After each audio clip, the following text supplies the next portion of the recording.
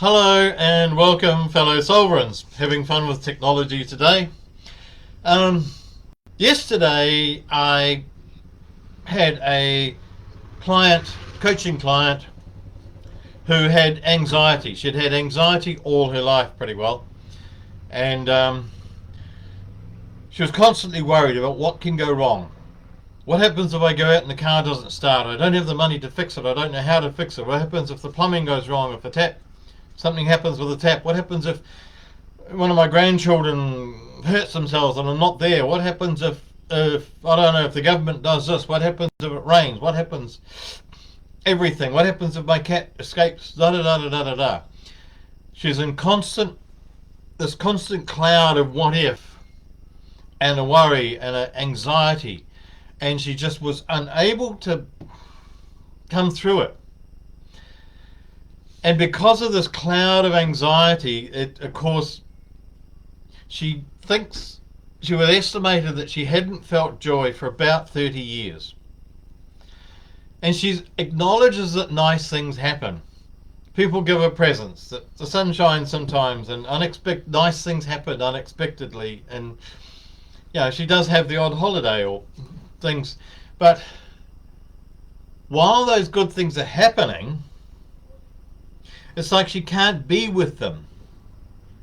It's almost like this cloud of anxiety kind of pushes the feeling of goodness outside of herself.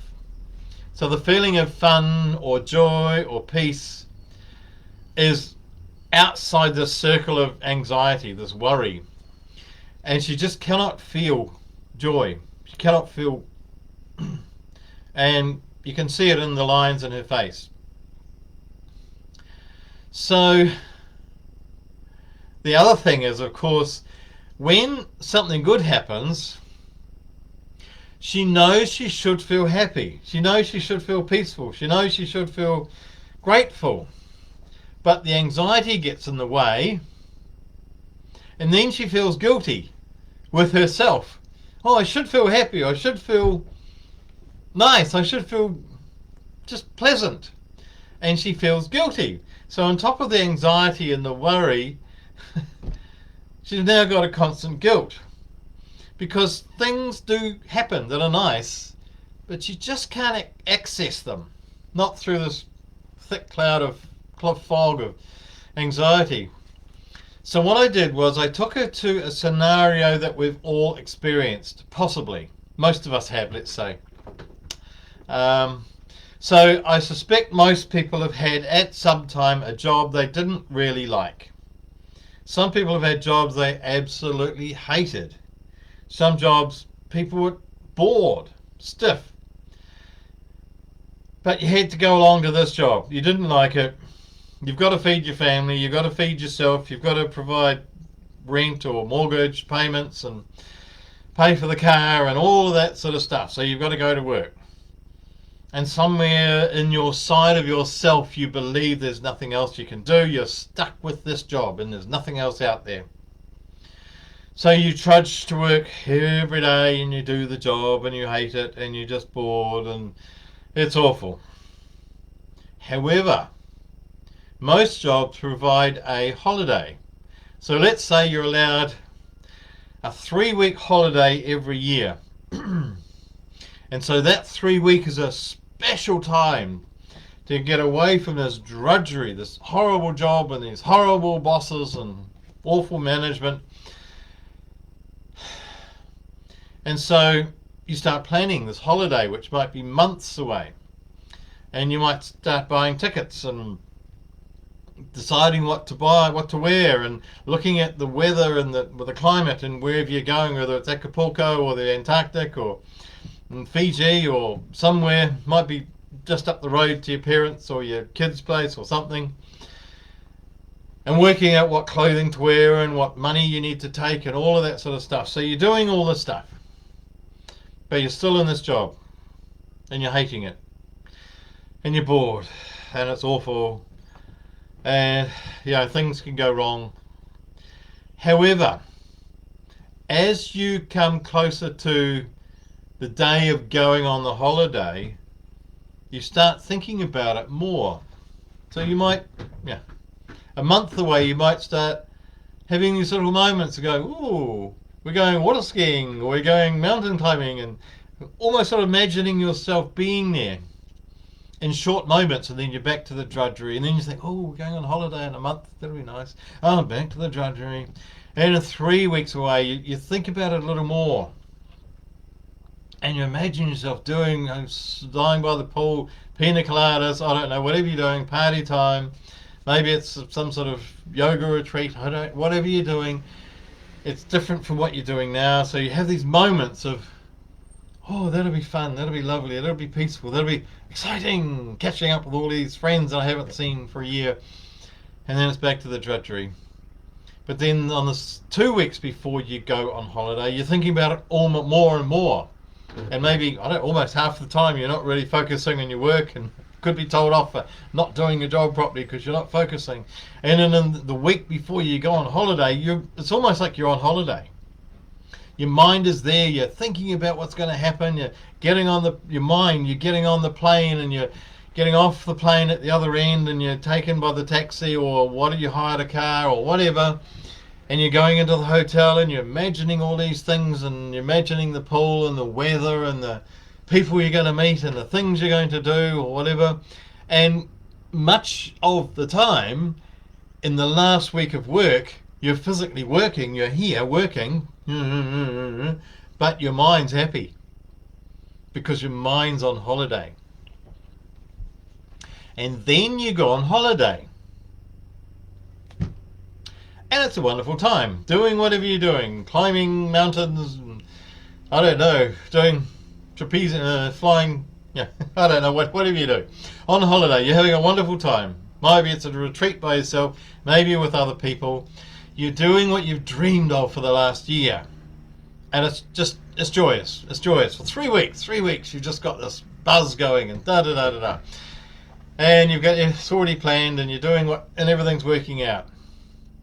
However, you're still on holiday, but you're going back to work in a week's time. And so even you might be doing some hang gliding or parasailing or doing something exciting, going out in your kayak. So your body's doing the fun things, but every now and then your mind's at work. Oh, I've got to go back to work in a week. Got to go back to work in a week. Oh, paddle, fly, whatever you're doing. So as the days draw closer to going back to work, the mind thinks more and more and more of being at work. So while we're here in this moment, scuba diving, or I don't know what you're doing, you're physically doing the holiday thing, sleeping in and doing nothing maybe. The body's doing the holiday thing, but your mind's gone back to work. And the closer you get to, in the last 2 or 3 days, it's like there's a real dread coming over you. Oh, yeah, I'm coming. I'm going to do the scuba diving today, but I've got work in 3 days. So we're not here. We're always projecting into the future. It's a standard human trait. We project into the future. And what do we do when we project into the future? At least 90% of the time when we project into the future, our projection or our worry or our thought about the future is worse than what actually happens when we get there. And our media know about this, because they constantly project bad stuff on the weather forecast, for example, and on the news. And if you actually take a journaling, if you like, of the weather forecast versus the actual weather, that way. So you write down what the weather forecast is, and then beside it, when it happens the next day or the next week, write down what actually happened. You will find that the weather forecast is 90% worse than the reality every time. That is no coincidence, because when we're in anxiety, when we're worrying about the weather or our job or whatever, plumbing breaking down or a car breaking down, when we are surrounded, enfolded in that fog of anxiety, we do not have discernment. Sorry, we do not have discernment. We cannot know what's truth and what's not. And we cannot make healthy decisions for ourselves. We lose who we are. Anxiety takes away the ability to be who I am. It takes away the ability to know joy, the ability to know peace. And when people tell us a lie, if we are filled with anxiety, we will believe it. We'll believe whatever we're told. Because our discernment faculties die when we're in anxiety, when we're in worry. We will believe whatever we're told. We'll see it on the news, therefore it's truth. We'll see it in the weather forecast, therefore it's truth. And so we do this to ourselves. It's not just the media people doing that. We do it to ourselves. So we're very willing victims of the media. So when we project into the future, we're always losing ourselves. We lose our ability to know exactly who we are, exactly what we need to do, and exactly what's right for us in every given moment. We make bad choices. We make choices from fear. And the choices we make from fear, they're always unhealthy. I'm going to say 100% unhealthy. So when we can let the anxiety go and stand in peace, stand in openness, stand in the void, then we begin to return to it. We return to ourselves and we have the discernment. And our creativity comes back. Well, it was always there, but we can connect with it. And we come up with amazing ideas for ourselves. Oh, I never thought of that. I never thought of this. Whether it's writing a book or doing a sculpture or running a business or whatever ideas, or just an idea for doing for the weekend. The creativity can't get through the fog, can't get through anxiety. But when that's gone, there is creativity. There is healthy choices. And so the way to step away from that fog, this is becoming clear, I hope, is to be in this moment. So if I'm on my hang glider on holiday, I'm on my hang glider on holiday. If I'm lying beside the pool having a pina colada on holiday, I'm having a pina colada by the pool on holiday. In this moment, I'm doing what I'm doing.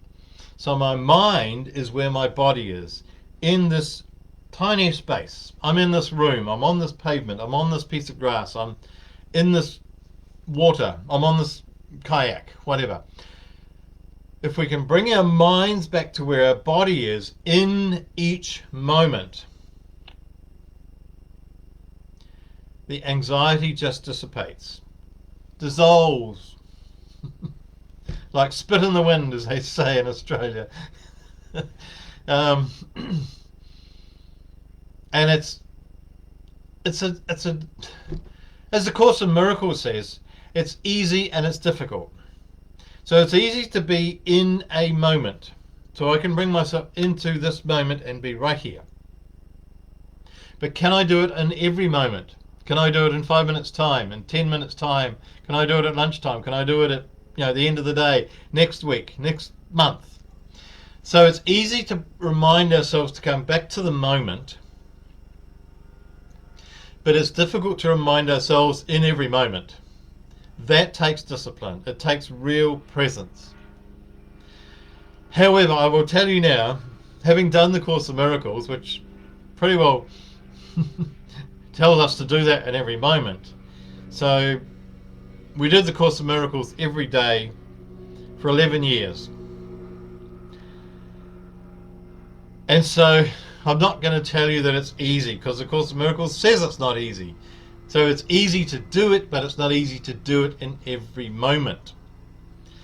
However, my experience is the more we do it, the easier it becomes. If I keep reminding myself, and I don't know what you're going to do to remind yourself. Stick a ribbon on your finger. I don't know. Put a little reminder on your phone. The Brahma Kumari group, if you like, it's a very large organization.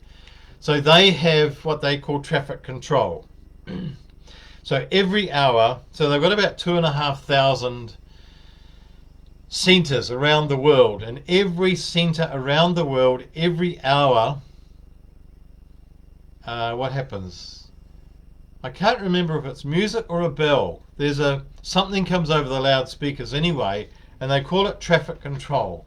And it's to remind us that whatever we're doing, if we're doing the dishes or digging the garden or running a workshop or doing a podcast, whatever we're doing, when that sound goes, for 5 minutes we stop and we be here. And so the Brahma Kumaris realize that it is difficult to remind ourselves to be here in this moment. So they help the members of the Brahma Kumari community by sounding a sound. I forget what it is. Anyway. And when that sound goes, it's amazing. Whatever people are doing, they just stop. I was at a concert and it went. And the musicians just stopped. And there was a lot of music going on and and everyone was having a great time. People were dancing, and this sound, it kind of was quieter than music, but it came through. And everybody stopped dancing. Everybody stopped singing, playing guitars and whatever. And it was this magic moment. 5 minutes and then we're back to party, back to concert again. So whatever it takes to remind you, let's not pretend it's easy to be reminded or to remind ourselves, but maybe you can put a thing on your phone, a little ding that goes every half hour or something. A little ding. Oh, 1 minute, be in this moment. 1 minute, be in this moment. 1 minute, be in this moment. And the more we do it, the easier it becomes. Like anything else that you practice, tying your shoelaces, I don't know, doing whatever, it does get easier, but it takes practice and presence initially. And maybe if you're in a relationship, you've got to remind each other. Traffic control. It's the traffic that goes through the mind. It's just stop it. Traffic control. Stop it. Be here. And so what was really lovely was that I got a phone call this morning from my client that I talked to yesterday, and she said she's had the best sleep she's had for 30 years, and she woke up feeling the best she's ever felt in 30 years. There's just this energy inside her. And she said, strangely, she knows exactly what she needs to do today. And that hasn't happened for around 30 years because that fog of anxiety has kind of obliterated her ability to discern what's right for her. So she woke up full of just knowing what she needs to do. And though she knows what to do, so she is, in a sense, looking in the future, but she's not projecting herself into the future. She's being here. She's sitting on the edge of her bed. She's sitting at breakfast. She's phoning me. She's being in this moment. And she's also of course, she's thinking about what she needs to do. She's going to get some groceries, so she's writing a grocery list. So she's thinking about the future in a sense, but she's not being there. So we can stay here in our mind while we think about something else, but we can stay here with our body and mind in one. I think you get it. So I'm going to leave you with that. So I wish you a truly present day in every moment, every moment, every moment. I could go on. I wish you a day of presence, being in each moment. And I bless you and all who sail in her.